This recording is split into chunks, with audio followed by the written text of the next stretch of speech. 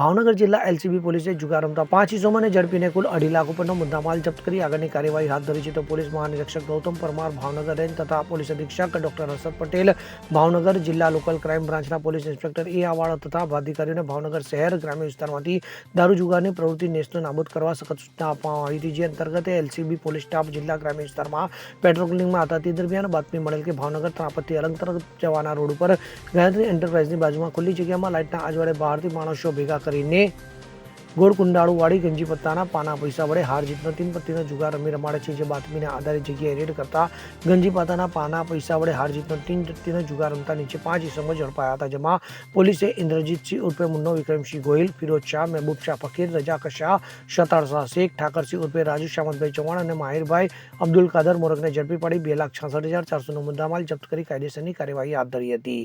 ત્યારે આ કામગીરી પોલીસ ઇન્સ્પેક્ટર AR વાળાના માર્ગદર્શન હેઠળ સ્ટાફના અશોકભાઈ ડાબી, રાજેન્દ્રસિંહ સરવૈયા, વિરેન્દ્રસિંહ ઘનશ્યામસિંહ, અરવિંદભાઈ બારૈયા, તરુણભાઈ નાંદવા, પ્રવીણભાઈ ગડસર દ્વારા કરવામાં આવી હતી.